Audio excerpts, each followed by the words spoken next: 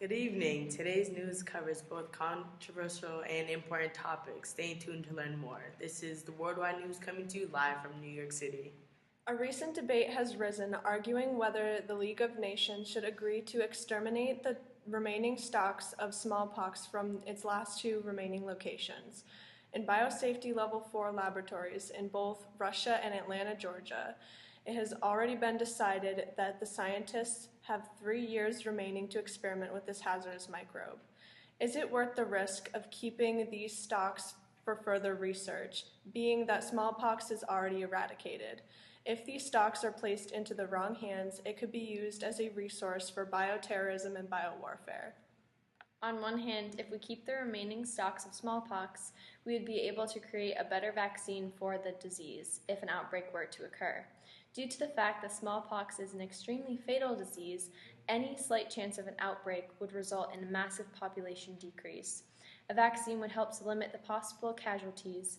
Thus, extensive research must be done for the sake of humanity. There would be no outbreak unless the two remaining stocks of smallpox were reintroduced to the population.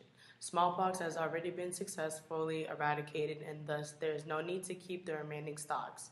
No cure is needed for an outbreak that would never happen. Thus, creating a more effective vaccine would not be logical. A recent death has sparked worry throughout the country. On Wednesday, October 5th, Robert Stevens, who was in his early 30s, died after inhaling anthrax while working in the American Media Building. The state lab confirmed that Stevens' symptoms were consistent with inhalation of Bacillus anthracis.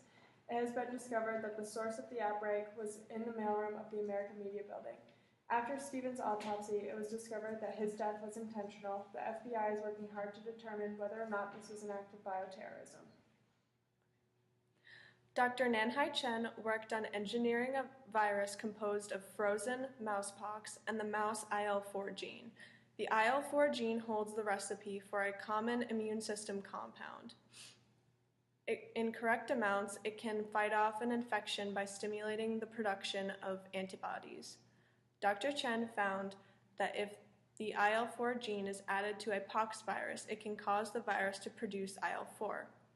This starts signaling the body's immune system to create more antibodies, which, if too many are produced, causes the host's cellular immunity to go down. This can cause a pox virus to take on an AIDS-like immunosuppression, which would make the virus even more devastating.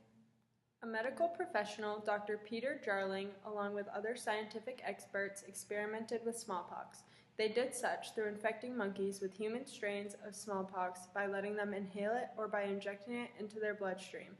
They successfully infected all of the monkeys, meaning that they could further their research in finding a cure and effective vaccine for human smallpox. Overall, they concluded that smallpox would spread widely and rapidly and that it is a devastating biological weapon in an unimmunized population. If not caught fast enough, smallpox will spiral out of control. Thanks for tuning in to Worldwide News. That's all we have for you today.